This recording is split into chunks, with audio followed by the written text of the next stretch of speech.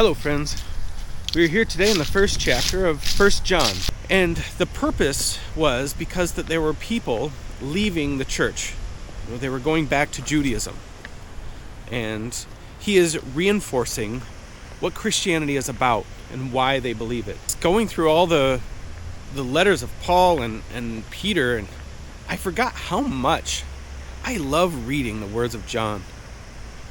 John is a fantastic writer, and the reason I say so is that he packs so much theology into one very small statement. This is not a very long chapter, but you can read it over and over again and just think about it for days. It's absolutely wonderful. So it's no mystery to me why God chose John to be the writer of the book of Revelation. He's just a fantastic writer, and I love reading him. So he starts off and he goes, that which was from the beginning. He kind of started his gospel like this. It started, in the beginning was the Word, and the Word was with God, and the Word was God.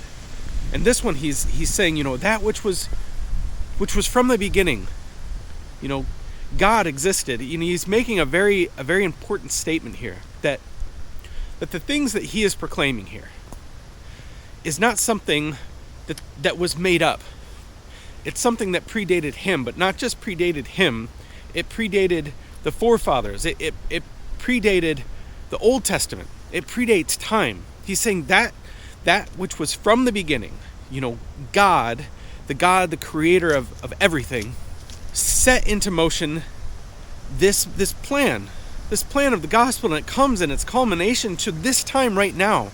And he's saying we many times in this chapter, and he's talking about him, but the other people that saw Jesus. This isn't some old fable. He's saying, I saw this, and so did Peter, so did James. We were all witnesses to what he calls here, and this is a very important statement that he makes. This is one of those theologically rich statements. He says, the word of life. Now we're coming back to what he wrote in the Gospel of John. In the beginning was the Word, and the Word was with God. And I explained that back then, but it's so good, I want to talk about it again. So this was written in Greek. And in Greek thought, the most philosophy, Western philosophy as we understand it, comes from the Greeks.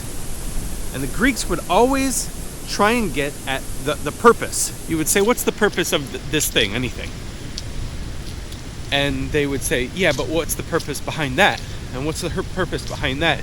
And something that all Greek thought was trying to get to was this idea that if you brought the purpose back, that it would always come back to this one unifying thing. That there must be a purpose for everything. That everything comes back to the culmination of one unifying purpose. And they were always trying to define what this is. And when they were coming up with this idea for what this thing is, they would always call it the logos, which is where we get our word logic. It's another way of saying reason. This is the reason. What's the reason for this? It all comes back to the main reason. Now when we translate it to the word. So when he says he is the word of life, he's really saying it's the purpose of life. It's the point of life. It's the reason for life. We proclaim to you the purpose of life. And it came not as a concept or a thing, but it's a person. There's a person that was the reason for everything that we strive through, for everything in life, comes back to one thing, and it is to love God and to serve God and have a relationship with God. And the way that we can do that is through Jesus. Now he makes this statement. He says, God is light, and in him there is no darkness. Idea, what does it mean that God is light? In the Old Testament, it meant a lot of things, but it meant knowledge, and it meant purity, it meant righteousness. You can kind of get it, you can explain it all day, but when you say light, it just makes sense, because without light, you can't see anything. You can't see the good. You can't see the bad. You can't even see yourself. And nobody else can see you either. So if we walk in the light, it means that we can see what we truly are.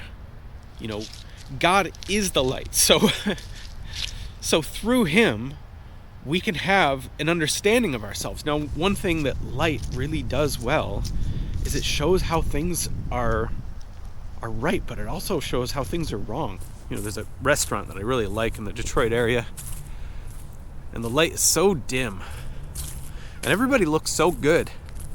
I love going there. It's called the Red Coat Tavern, and basically everything is candle lit, and everybody just looks amazing. But you can leave there, you go to some place that's got bright fluorescent lights, and you look at yourself and you think, oh no, this does not look good at all. Any imperfection on your clothes or on your face just shines and everybody can see it. Now, sin is kind of like that. And say, I don't have any sin, but the light shows for what it is. I think it's important to realize that there's a lot of relationships that we have with God. A lot of different forms. He's our creator. He's the king. He can be our father. We can go on and on. Definitely the most important is that of sinner and savior. And we can only recognize him as a savior is if we first recognize that we are sinners. And if we say that we don't have any sin, then we really have no part with him. He can't be our father. He can't be our king.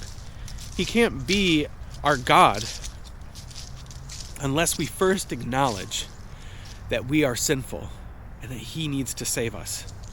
It reminds me of the part where Jesus is going to wash the disciples' feet, and Peter comes up and says, Lord, you don't wash my feet. I should be washing your feet, which I think is, a good response. But Jesus was trying to show him, if you don't let me wash you, then you have no part with me. And that's what he's saying here. He's saying, unless we recognize that we are sinful, he cannot be our Savior. He cannot be our God. And if we say that we have no sin, then we are liars. And the truth is not in us. It means we're not walking in the light, because you can't see the sin in your life. If you were close to God, you would realize, I am a sinner. I need to be saved.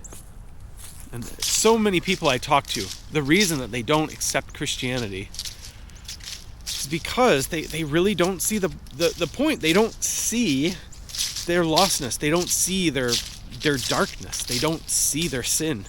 So they don't recognize that they need a Savior.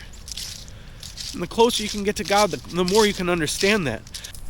What I think is interesting about the end statement of this chapter is when it talks about you deceiving yourselves to think that you have no sin.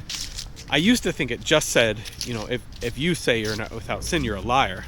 And, sin is obviously, or lying is obviously a sin.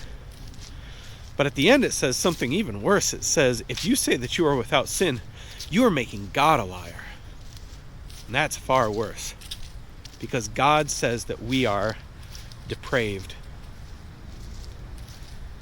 God knows, because he created us,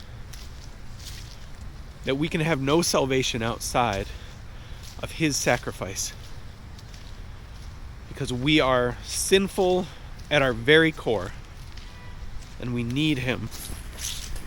So anyways, that is 1 John chapter 1.